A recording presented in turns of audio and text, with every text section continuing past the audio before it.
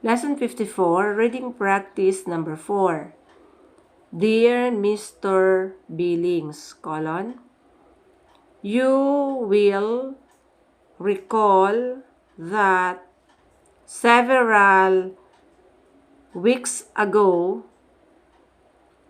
you told me that you were disappointed with your job in one of the government departments in South Fort, and that you wanted eventually to enter the office furniture business here in Albany in some executive capacity.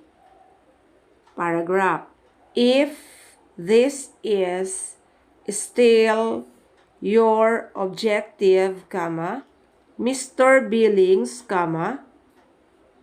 you may wish to consider the sales job described in the enclosed correspondence between my former associate, Dr.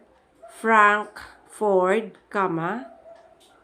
and me, period. You easily qualify for the position with your technical experience, your initiative, and your resourcefulness, period. You may, of course, use my name as a character reference should you decide that you wish to apply for the job. Paragraph.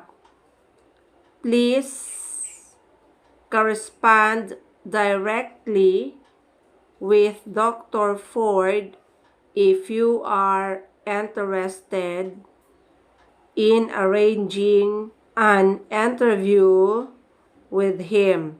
Period. Cordially yours, Practice number 5.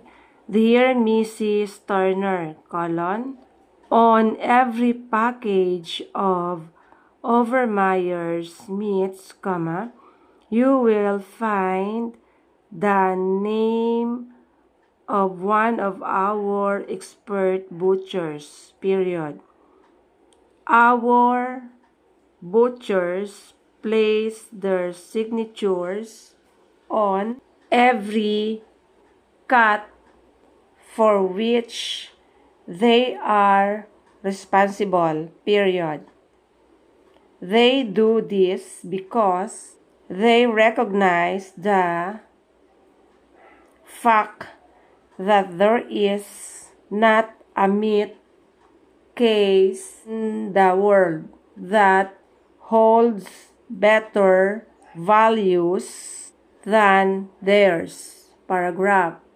You never need to worry about whether you are actually getting your money's worth when meats are trimmed by our butchers, period. They make certain that any excess quantities of fat, bone, and other matter are carefully trimmed away, period. You never have to pay for anything except top grade meat, period. Every cut must meet our usual high standards. Paragraph.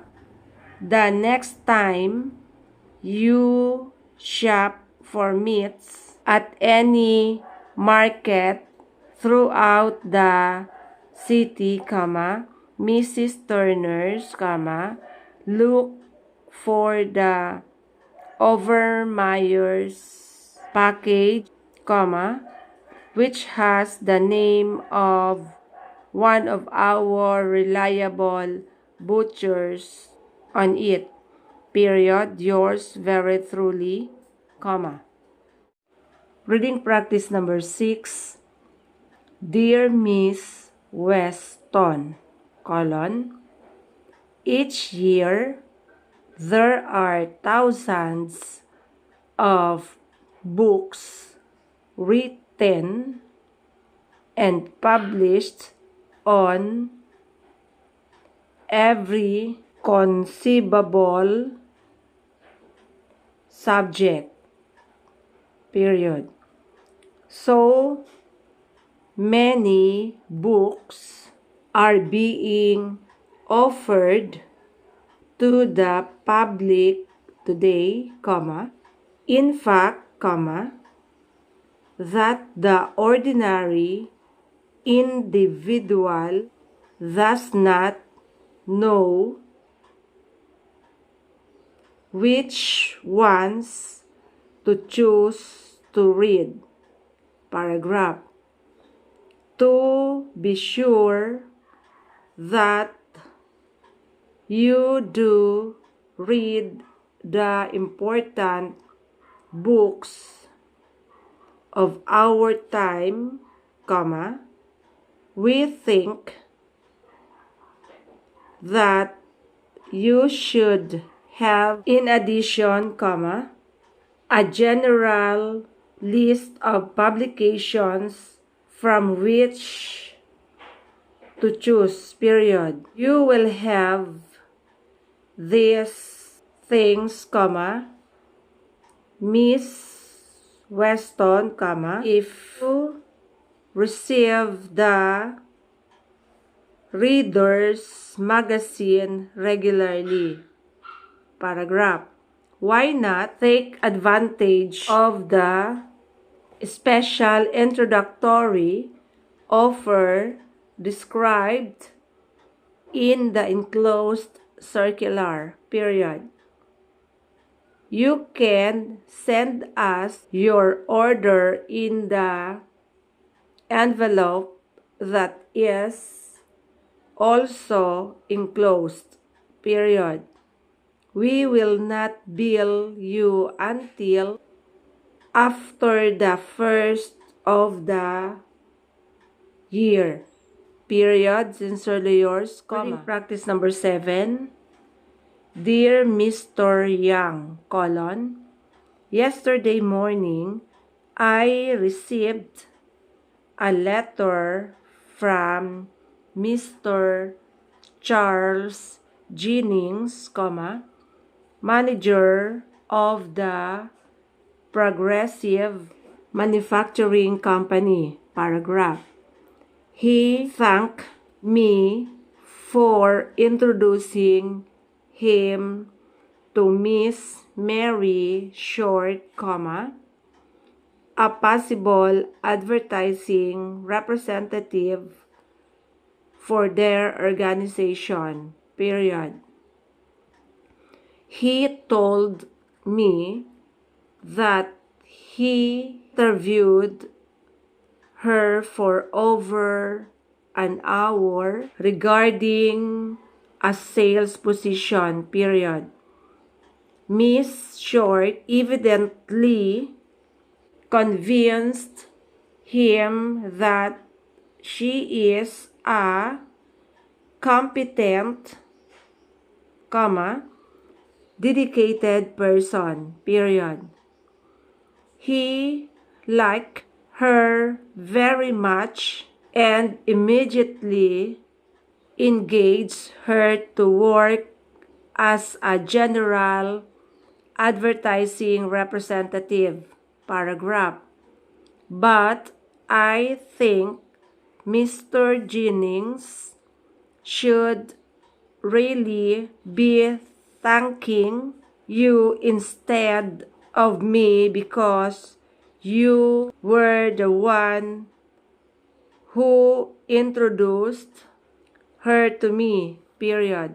I am acknowledging your letter and at the same time suggesting that he also drop you a note of appreciation, period. Sincerely yours, comma. Reading practice number 8.